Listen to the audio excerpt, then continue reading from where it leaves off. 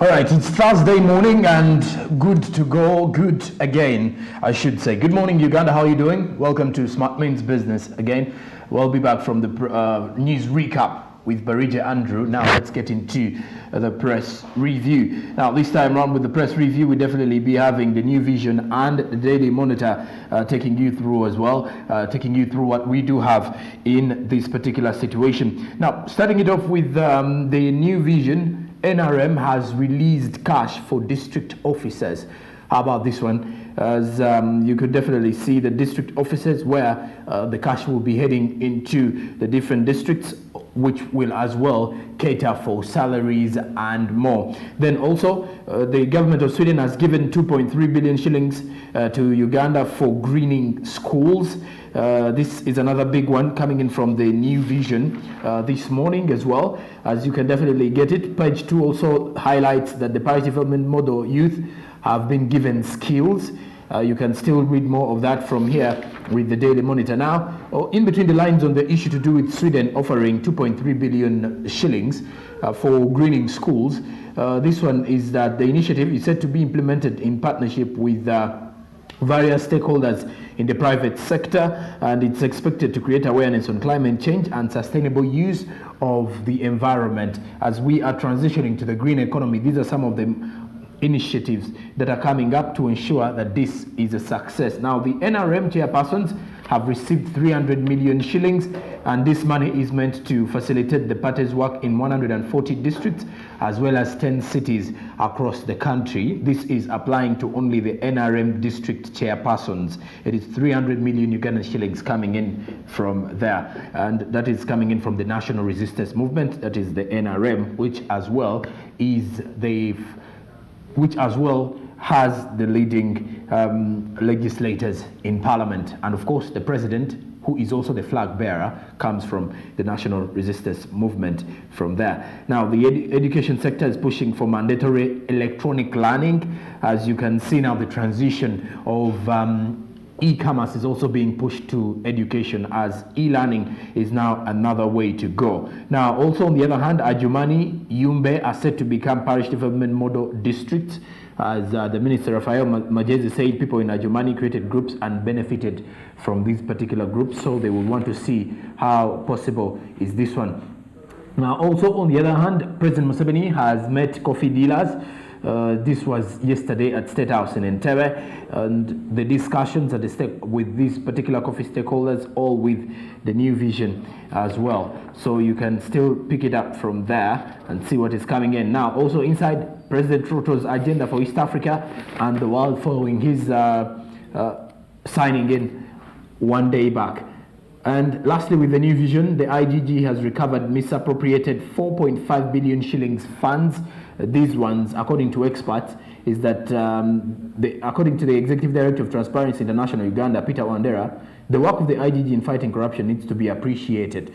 But he says the inspectorate should equally work towards deterrent measures as well. Not only should they focus on this, but also deterrent measures are important. Now, also farmers want equipment to curb aflatoxins, according to the New Vision.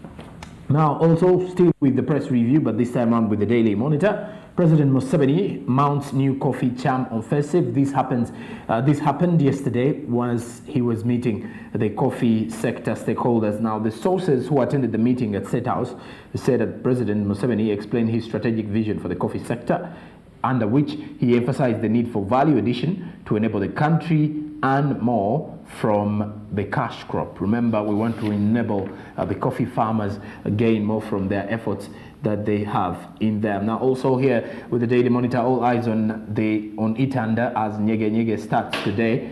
This one, as you can see, the Ginger community business people are already set up chapati stalls, people who are actually dealing with roasted meat, people who are actually dealing in camping, accommodation, and sources coming in from Jinja have also revealed that most of the hotels, the largest number of hotels have already been fully booked. So that clearly shows you how much money people are going to tap in the 4-day festival that is slated to start today, and it will be coming to an end on Sunday in Itanda Falls, that is Jinja district. Now, also, as you can see with the Daily Monitor, thugs have attacked Busia Health Center again, and they have robbed patients. This is another worry onto the health sector, but also trying to shake the security of the upcountry in there.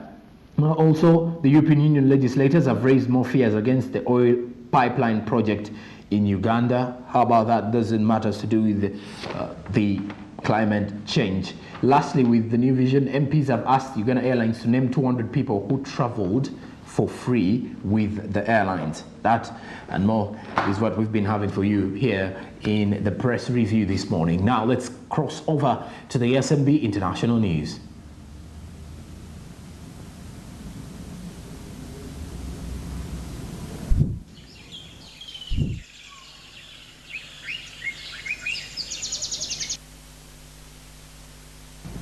All right, now with the international news, we start with fighting food insecurity, as AGRA has unveiled a $550 million fund to fight food insecurity in Africa. AGRA, which is the Alliance for a Green Revolution in Africa, has unveiled a catalytic fund of $550 million for the next 5 years to boost efforts to improve food security on the continent. Now, this will continue because the continent is continuing to struggle in order to feed itself. Under the new policy, AGRA targets 28 million farmers in 15 countries to boost agricultural productivity and incomes. The focus in the next 5 years, from 2023 to 2027, will be on improving feed systems, government engagement, agricultural supply chains, and mitigating climate change. Now, the experts say smallholder farmers across the region do remain vulnerable to shocks and bear the brunt of the current external pressures, including climate change and rising prices of farming inputs such as fertilizers. Now, the fund was unveiled on Thursday during AGRA's annual summit, that is AGRIF, in Kigali. Now, if you're to look at this situation as well, now Haile Mariam, who is a former Ethiopian prime minister, added that COVID-19 put supply chains under intolerable pressure. Now, this commodity price crisis, exacerbated by the Russia's invasion of Ukraine, is undermining food security and agriculture everywhere, not only in Africa. Now, the challenge facing most African countries is how to raise productivity and reduce food imports, while figures by AGRA show agricultural productivity increased by an average of 13% each year between 2015 and 2020, but it is still the lowest in the world. Now, worse yet, not 1 in 5 people in Africa was still malnourished in 2020, and the current fertilizer shortage creates further vulnerability on the continent. Now, AGRA, which is the Alliance for a Green Revolution in Africa, this project is to ensure that there is food security in Africa, food safety and security on the continent, which is now still struggling with the fact that with the Russian-Ukraine war, oil crisis undergoing, this has undermined food security on the continent, and they want to address this matter definitely. Okay, now away from this particular one on fighting food insecurity, we look at the Twitter and Elon Musk saga. Now, Twitter shareholders have approved the $44 billion Musk deal. This is a deal with Elon Musk supposed to buy the company for $44 billion, that is approximately 38 billion pounds. Now, on the other hand, the decision was made in a short conference with investors from the company's San Francisco headquarters. It means Twitter will now try to force Elon Musk to buy the company in the courts. The meeting followed explosive testimony from Twitter's former head of security, Peter Zatko, in front of the US Senate. In April, Twitter agreed to sell the company to the world's richest person, Elon Musk. However, the deal soured after Mr. Musk alleged he was misled by Twitter about the number of spam and bot accounts on the platform. He said he no longer wished to purchase the company in May, but Twitter urges that Mr. Musk cannot back out of the deal. The social media company says that the fewer than 5% of its monetizable daily active users, those who are able to look at adverts, are bots.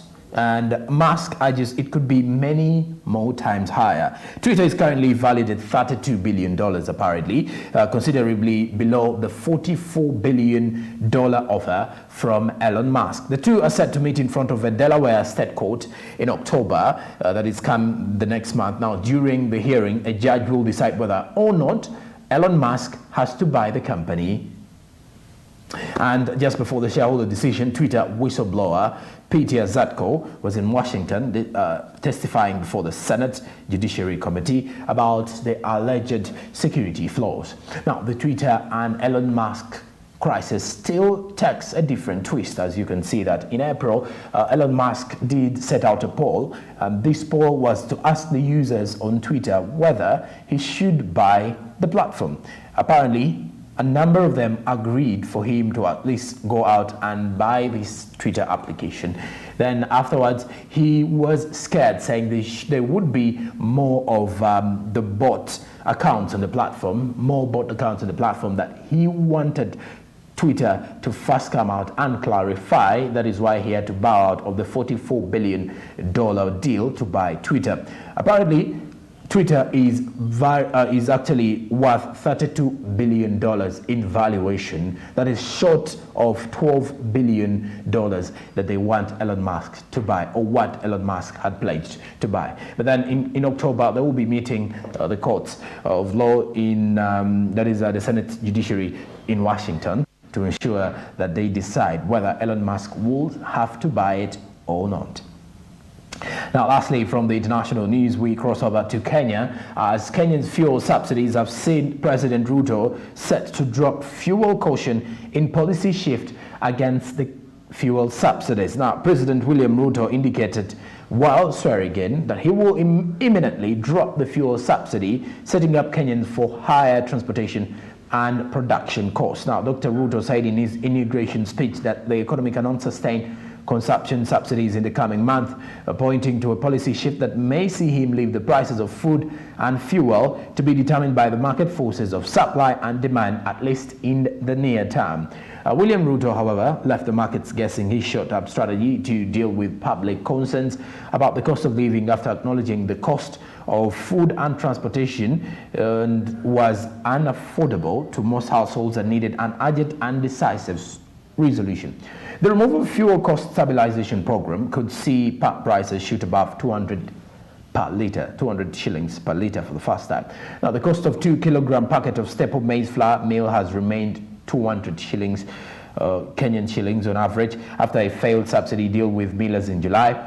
Kenya has since April last year spent an average of 9 billion shillings to subsidize diesel, super petrol and kerosene. Now, the costs, which rose to an average of 12 billion shillings in the last 4 months alone, highlighting the advanced impact of the intervention on the country's revenue.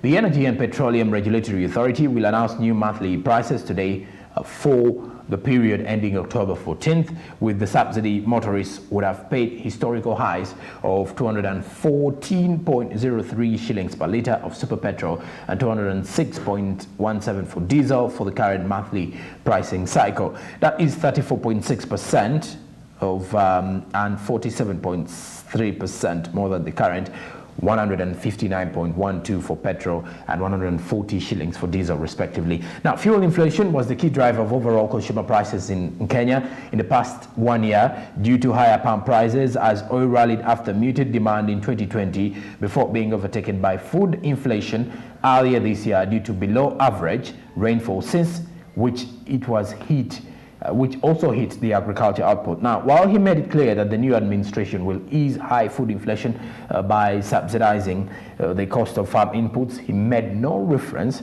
to the direction he will take in lowering the cost of fuel, which is partly driven by global factors. Now, prior to being elected in the closely contested presidential poll on August 9th, Dr. William Ruto had pledged to relook a raft of taxes, which account for nearly half of the price of petrol.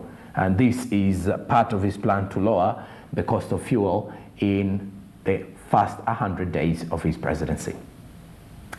And away from the Ruto administration, that brings us to the end of our international news this morning. Let's get into motivation time as we start off with our business tip of the day.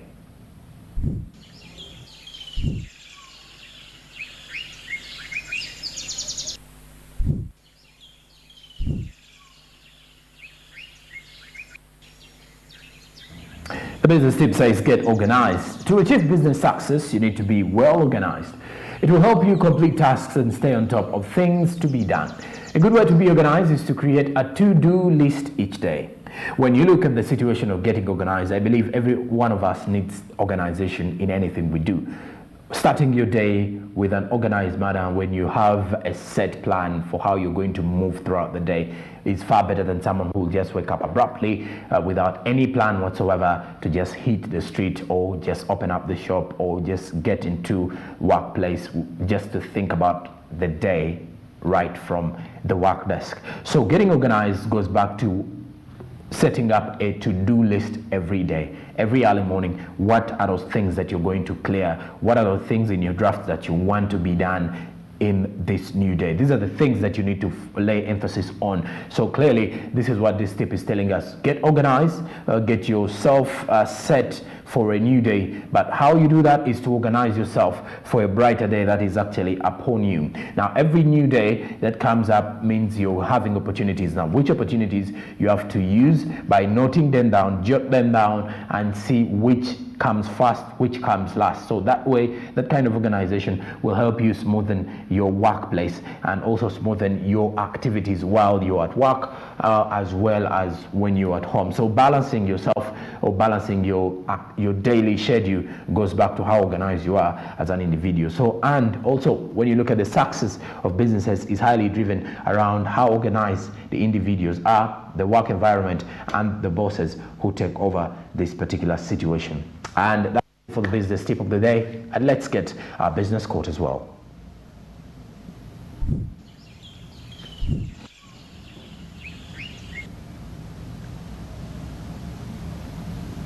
Jack Dorsey, who is a co-founder of Twitter, says, make every detail perfect and limit the number of details to perfect.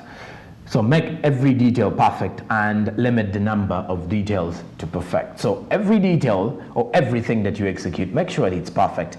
That way you're going to limit the details to perfect or the number of things you have to perfect. So everything you do, make sure you give it your best before you have a lot of things on your desk that you cannot accomplish or that you're definitely not going to perfect at the end of it all. So every task that you have, make sure you go step by step, make sure you perfect it before you jump onto the other, because the more you keep on jumping on other things before you've perfected what you're good at, you may either lose everything and you may lack speciality in one or the other thing. So make every detail perfect, but limit the number of details to perfect, says Jack Dorsey, who is a co-founder of Twitter. And that quote can still drive you through Thursday morning as you open up your shop or as you leave home and go make that money as well. It is still Thursday. Smart Means Business in here. Follow us on our social media. Twitter is Smart24TV, Instagram Smart24_TV.